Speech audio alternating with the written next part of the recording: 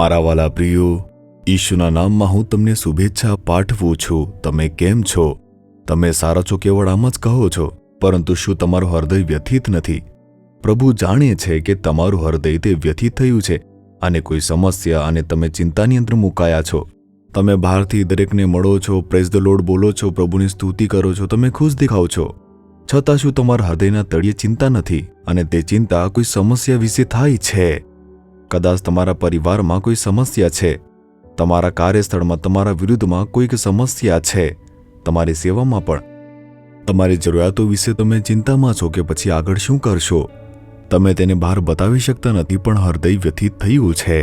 તમે તમારી જાતને એવું બતાવી રહ્યા છો કે તમે ખૂબ જ આનંદિત છો, શાંતિ છે. તેથી જ પ્રભુ તમારી સાથે વાત કરે છે. હું આ કેમ કહું છું જાણો છો? પ્રભુ આજે તેના વિશે વચન આપે છે. યોહાન 14મો અધ્યાય અને તેની 27મી કલમ. તમારા હૃદયોને વ્યાકુળ થવા ન દો અને બીવા પણ ન દો. મારા બાળકો, તમારા હૃદયને વ્યાકુળ ન થવા દો અને ડરવા પણ ન દો. આમ પ્રભુ કહે છે. પુનરુત્થાન પામેલા પ્રભુ છે, જે ઈસુ ખ્રિસ્ત છે. તે કહે છે, શું હું જીવતો નથી? તો પછી શા માટે તમે ચિંતિત થઈ રહ્યા છો? શું મેં મૃત્યુ પર વિજય મેળવીને ફરીથી સજીવન થયો નથી? તો કેમ ડરો છો? પ્રભુ તમને આ જોઈને પૂછી રહ્યા છે. કોઈ મુશ્કેલી છે અને પ્રભુ એ મુશ્કેલી બદલવા માંગે છે. ભય, અને તે ભય જેમ જેમ વધતો રહે છે તેમ તેમ તમારા હૃદયને પરેશાન કરે છે. જ્યારે કોઈ સમસ્યા આવે છે, સૌથી પહેલા તમારામાં ડર આવશે. આ માટે શું કરવું, ખાતરી નથી કે કેવી રીતે બનશે. સૌથી પહેલા ડર તમને ઘેરી લે છે. જેમ જેમ તમે તેમના વિશે વિચારતા રહો છો, તેમ ભય પણ વધતો રહે છે અને તમારા હૃદયને પરેશાન કરતો રહે છે. એટલે જ્યારે તમે તે મુશ્કેલી જોશો, તમે બીજા પર ધ્યાન કરી શકશો નહીં. તમે હંમેશા તે વિશે વિચારશો, કંઈ પણ પર ધ્યાન કેન્દ્રિત થશે નહીં. તે તમારા પરિવારને અસર કરશે, નોકરીને અસર કરશે, અભ્યાસને અસર કરશે, સેવાને અસર કરશે, એક અસ્વસ્થ હૃદય અસર કરશે. તેથી જ પ્રભુ કહે છે, તમારા હૃદયને પરેશાન ન થવા દો અને તેને ડરવા પણ ન દો, કારણ કે જે તેની પાછળ છે તે શૈતાન છે. તે જ ભય લાવનાર છે, તે જ તમને પરેશાન કરે છે. પહેલા તે ભય નામનો એક નાનો પથ્થર ફેંકે છે. તે પથ્થર તમારા હૃદય પર અથડાયા પછી તે વધવા લાગશે અને અંતે મુશ્કેલીનો વિશાળ ખડક બનશે. તેથી જ જ્યારે તમે અંદર થોડો ડર અનુભવો છો, તમારે તેને દૂર કરવો જોઈએ. તમારે ઈસુ ખ્રિસ્તની મદદથી તે ડરને દૂર કરવો જોઈએ. તમારે ભય લાવનાર ભાવનાને બહાર કાઢવી જોઈએ. તો પછી જ તમે મુશ્કેલીમાં પડ્યા વિના તેનાથી દૂર થઈ શકો છો. મને આ બધું ખબર ન હતી અને તેથી હું મુશ્કેલીમાં મુકાઈ ગયો હતો.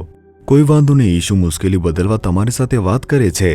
પરેશાન ન થાવ દીકરા, પરેશાન ન થાવ દીકરી, તે તમને જોઈને આ કહે છે.